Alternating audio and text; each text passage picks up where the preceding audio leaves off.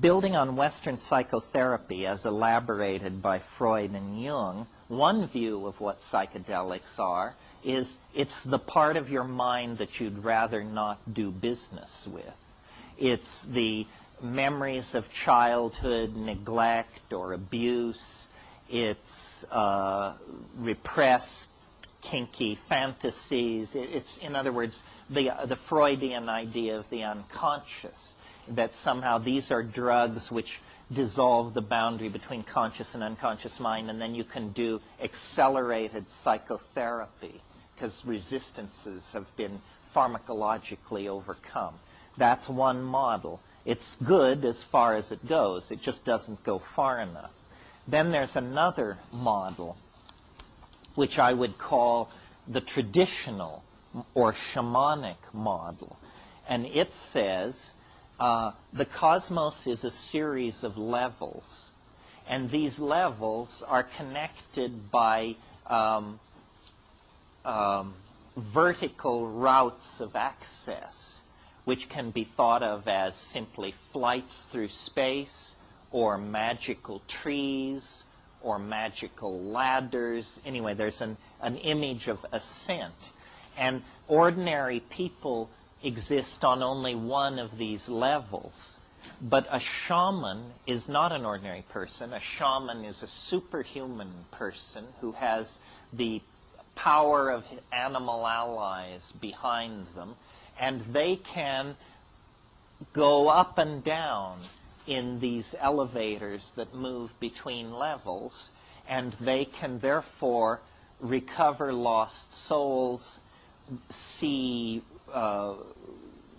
social hanky-panky, theft and adultery, see the causes behind that, see the causes behind disease, so forth and so on. That would be the traditional one.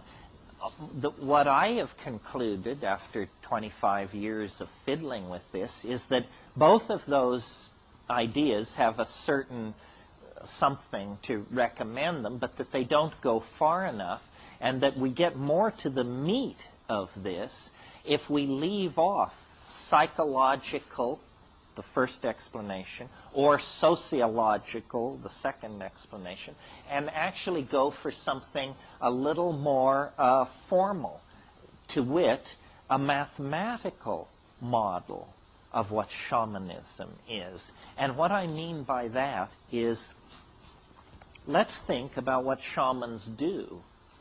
They cure disease, and another way of putting that is they have a remarkable facility for choosing patients who will recover. They predict weather, they're very important. They tell where game has gone, the movement of game, and they seem to have an paranormal ability to look into questions, as I mentioned, who's sleeping with who stole the chicken, social transgressions are an open book to them. Well, thinking about this from a mathematician's point of view, an all-encompassing explanation that would explain how all these magical feats are done is simply to suppose that the shaman is somehow able to project his consciousness, his or her consciousness, into a higher dimension. Not metaphorically, as in Sylvester Stallone has many dimensions, not metaphorically, but literally, as in 1 dimension, 2 dimensions, 3 dimensions, and 4. Because if you could move into the 4th dimension, the dimension orthogonal to Newtonian space-time, seeing what the weather is going to be next week is as easy as seeing what the weather is now. Seeing where the game went is as easy as seeing where the game are. Knowing who stole the chicken is simply defined by looking to see who stole the chicken. And I have noticed that all of biology, not simply shamanism within the context of human society, but all of biology is, in a sense, a conquest of dimensionality. That as we ascend the phylogeny of organic life, what animals are a strategy for conquering space-time.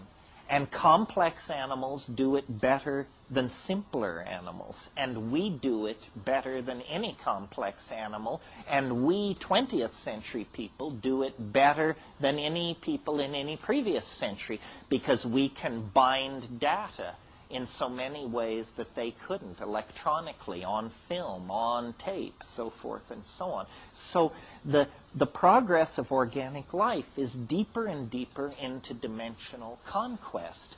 Well, from that point of view, then, the shaman begin to look like the advance guard of a new kind of human being.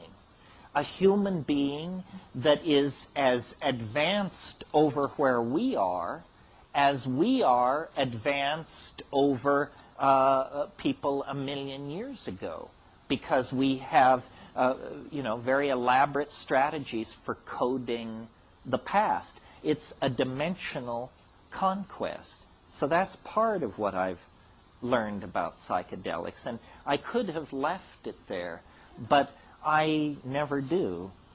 I always want to bring more in under the umbrella of whatever metaphor it is that's being pushed. And what I have discerned is that time is actually speeding up. That the universe is not what physics tells us it is. Physics tells us that the universe is a physical system, an entropic system that was born in immense energy and chaos and will run down with a bang, with a whimper, not a bang, run down into heat, entropy, and dissipation. The psychedelic data on this is completely different. The psychedelic data says what that model left out was biology and mind. Now, biology, you might imagine, is a fairly ephemeral, recent, fragile phenomenon. It is not. The average star in this galaxy gutters out after about 700 million years. Not our star. We happen to have the good fortune to be around a very stable, slow-burning star. But there has been biology on this planet at least 2 billion years. 3 times the average life of a star. So biology is not some Johnny-come-lately epiphenomena. Biology is a phenomenon more persistent than the life of the stars themselves. And biology is not a static thing. A star evolving now is not greatly different from a star evolving 1 billion years ago. Biology doesn't work that way. Biology constantly changes the context in which evolution occurs. The way I have downloaded this into a phrase is the universe is, the biological universe at least, is a novelty-conserving engine. Upon simple molecules are built complex molecules. Upon complex molecules are built complex polymers. Upon complex polymers comes DNA. Out of DNA comes the whole machinery of the cell. Out of cells comes simple aggregate colony animals like Hydra and that sort of thing. Out of that, true animals. Out of that, ever more complex animals, organs of locomotion, organs of sight, organs of smell, complex mental machinery for the coordinating of data in time and space. This is the whole story of the advancement of life. And in our species, it reaches its culmination, and it crosses over into a new domain where change no longer occurs in the atomic and biological machinery of existence. It begins to take place in this world which we call mental. It's called epigenetic change, change which cannot be traced back to mutation of the arrangements of molecules inside long-chain polymers, but change taking place in syntactical structures that are linguistically based. And people have probably been using language with considerable facility for probably 50,000 years, possibly more. In our own time, we have created ever more elaborate languages, ever more elaborate technologies for transforming, storing, and retrieving language, so that we are actually on the brink, of being able to give every single one of you the complete cultural inventory, the complete database of human beings' experience on this planet. That's what these data highways and networks are all about. The nervous system is being hardwired. But what I wanted to draw your attention to about this is it is not only an advance deeper and deeper into novelty, but it's an advance in which each successive stage occurs more quickly than the stage which preceded it. So, once you get the Big Bang, then nothing much happens for a long, long time. There's plasma streaming through the universe. The universe is slowly cooling, but that's the most dramatic, complex process in the universe, this cooling. Then, after a certain point, more complex processes come in. Complexification begins to build, and as it builds, it begins to happen faster and faster and faster. And the great puzzle in the biological record is the suddenness of our own emergence, human emergence, out of the primate line. It happened with enormous suddenness. Lumholtz calls it the most explosive reorganization of a major organ of a higher animal in the entire fossil record. And that's, a great embarrassment to the theory of evolution, because this is the organ which generated the theory of evolution. We're not talking an appendix or an eyebrow here. We're talking the very organ which generated it. I think that we have taken far too much responsibility for what is happening, and that what we took to be a staircase we were climbing is actually an up escalator. And if you will stop climbing, you will notice that it does not impede your upward progress, because the ground you're standing on is moving you toward the goal. And I think that this idea, which may be the proof that I'm bonkers, requires a fairly radical reorganization of consciousness, because what I'm saying is the universe was not born in a fiery explosion from which it has been being blasted outward ever since. The universe is not being pushed like that from behind. The universe is being pulled from the future toward a goal that is as inevitable as a marble reaching the bottom of a bowl when you release it up near the rim. If you do that, the marble will roll down the side of the bowl, down, down, down, and eventually it will come to rest in the lowest energy state, which is the bottom of the bowl. That's precisely my model of human history. And now, bear in mind what the competition is peddling. The competition is peddling the idea that the universe sprang from nothing in a single moment for no reason. Now, whatever you think about that, notice that it's the limit case for credulity. Do you understand what I mean? I mean, if you can believe that, it's hard for me to imagine what you would balk at. If we were to sit down and say, let's see who can think of the most unlikely thing that could possibly happen, I submit to you, nobody could top the Big Bang. It is the improbability of improbabilities. It is the mother of all improbabilities right there. So I'm suggesting something different. I'm suggesting that the universe is pulled toward a complex attractor that exists ahead of us in time, and that our ever-accelerating speed through the phenomenal world of connectivity and novelty is based on the fact that we are now very, very close to the attractor. All Western religions have insisted that God would come tangential to history, but they all lose their nerve when you ask when, which is the only interesting question about that hypothesis.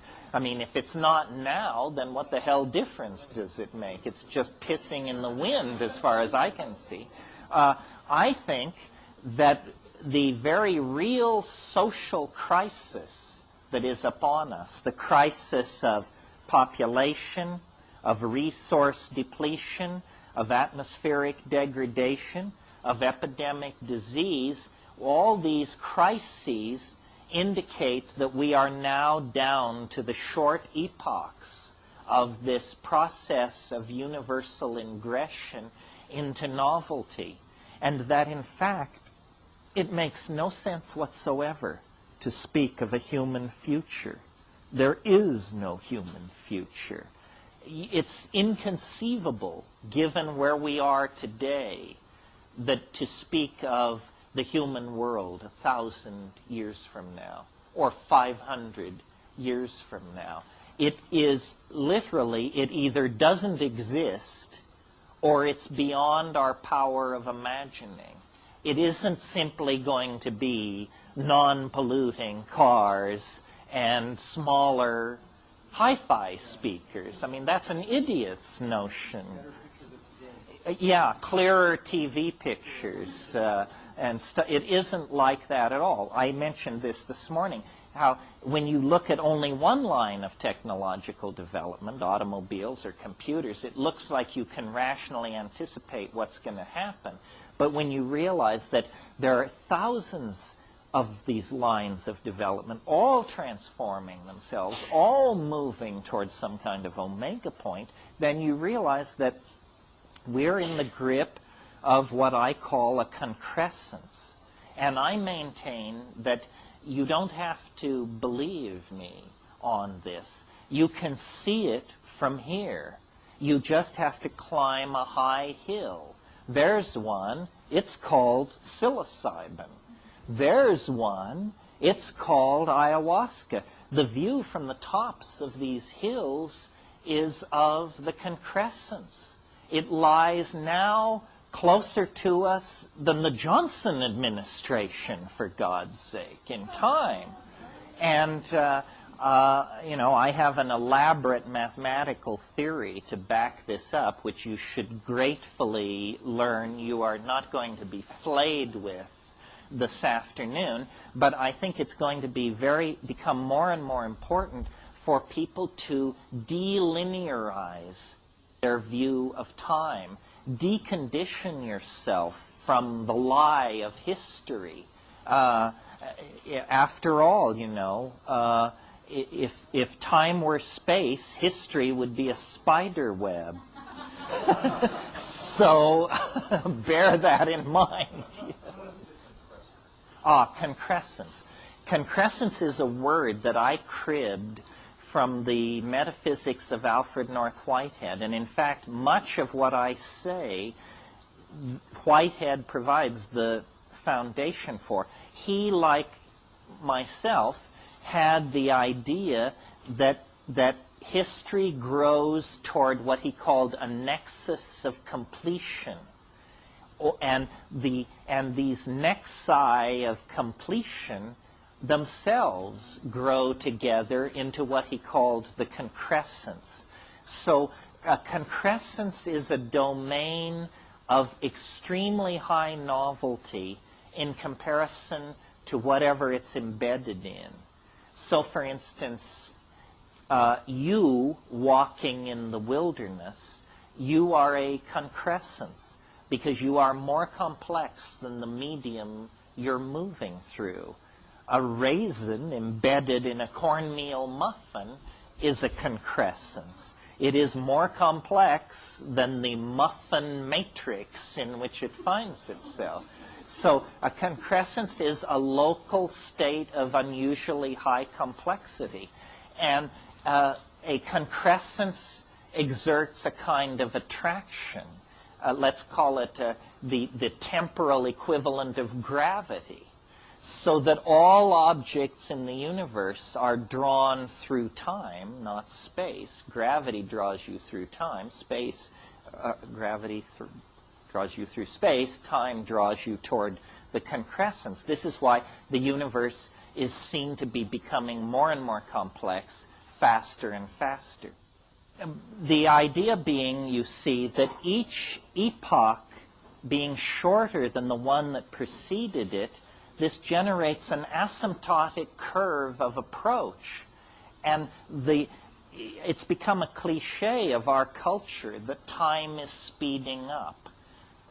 It actually is speeding up. It's not that it seems like it's speeding up or it looks like it's speeding up. It is speeding up. We and our entire world are being drawn into confrontation with something that at this level is lost below the event horizon of rational apprehension. That's a fancy way of saying you can't know jack shit about it at this point in time. There will come a moment when it will rise above the horizon of rational apprehension. But and I think that history is a set of nested resonances. This is what I mean when I say nothing is unannounced. Nothing can take you by surprise if you've really been paying attention, because everything is preceded by its harbingers and heralds. And we are living in an era now where there is a great deal of apocalyptic expectation, anticipation, and hysteria for several reasons. First of all, because Christianity just is hysterical in all times and places. Second of all, there's a built-in goose in the calendar because we're approaching a millennial year, and that always exacerbates this Christian thing outrageously because of the promise made, you know. Amen, amen, I say to you, this generation shall not pass away before I return to, clean your plow or whatever it is. And there is the physical evidence all around us that we are the witnesses to a planetary crisis that we cannot control or manage. I mean, it's very hard to believe that we could manage ourselves back into a steady state. I mean, yeah, the Jews are talking to the Arabs and they're trying to get things straightened out in South Africa, but what about the global population curve? What about the degrading atmosphere? I mean, you don't necessarily, you're just as dead even if you're not killed by a racist or a fascist.